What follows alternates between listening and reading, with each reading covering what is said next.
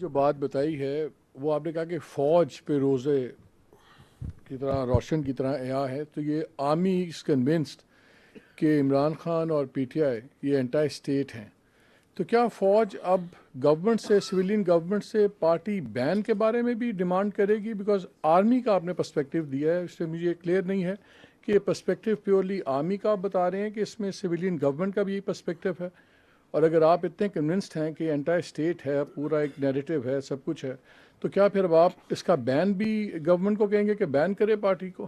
جی ٹھیک. دیکھیں، فوج ریاست کا ایک ادارہ ہے.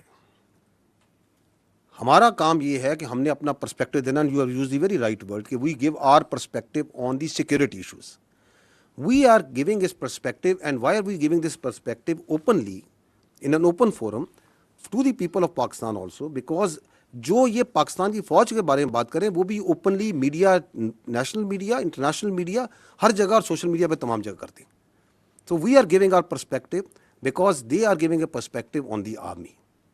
And once they give this poisonous, this sort of fictitious and یہ ویسٹڈ قسم کا یہ پرسپیکٹو دیتے ہیں فوج کے بارے میں اور پاکستان کے بچوں کے ذہنوں میں ڈالتے ہیں، تو یہ پہلی بات تو یہ ہے کہ it is our duty and my personal duty as the spokesperson of the armed forces to come and give you what we know and what we feel about it. جو اسٹیٹ ہوتی ہے، جو ریاست ہے، وہ ہم سے برتر ہے، وہ آل وائز ہوتی ہے. It is their decision what do they do and why they do it and how will they do it. So you need to ask this question to them, اور وہ آپ کو بہت اچھا جواب دے دیں گے کیونکہ وہ پورے پاکستان کو لے کے چلتے ہیں. We are not politicians. اسی لیے پاکستان کے آئین اور قانون کے مطابق بھی سیاست جو سی ہے، ان کو، سیاست دانوں کو، پولیٹیکل پارٹیز کو یہ حق دیا گیا ہے کہ وہ آتے ہیں، الیکشن لڑتے ہیں، پارلیمان بناتے ہیں، پارلیمان سے حکومت بنتی ہے. سو وی will give our perspective.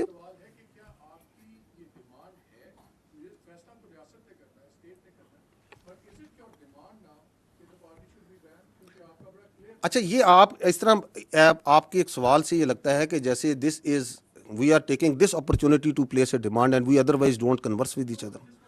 So the state and all its institutions work hands in glove. ٹھیک ہے.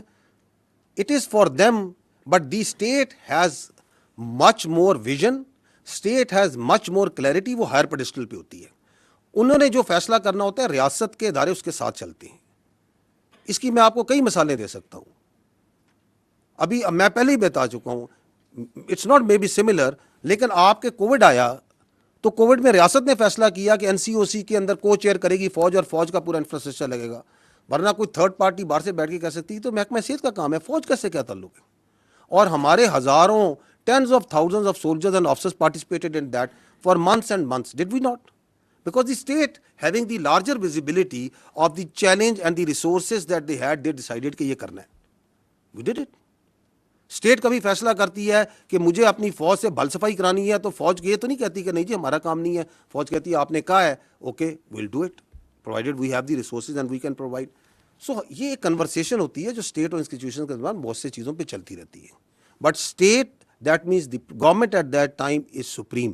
میں اس لیے بار بار وعدے کر رہا ہوں کہ یہاں پہ یہ بھی ایک بیانیے کا حصہ ہے کہ یہاں پہ کہا جاتا ہے کہ ریاست فوج ہے. نہیں، ریاست فوج نہیں ہے، حکومت ریاست ہوتی ہے، اس کے ادارے ہوتے ہیں. We are just one very important but one institution of the state, because that person, اس کی پوری سیاست ریاست کے اس ادارے پر ہے.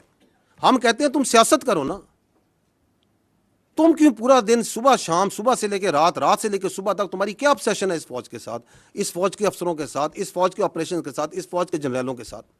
گرو اپ.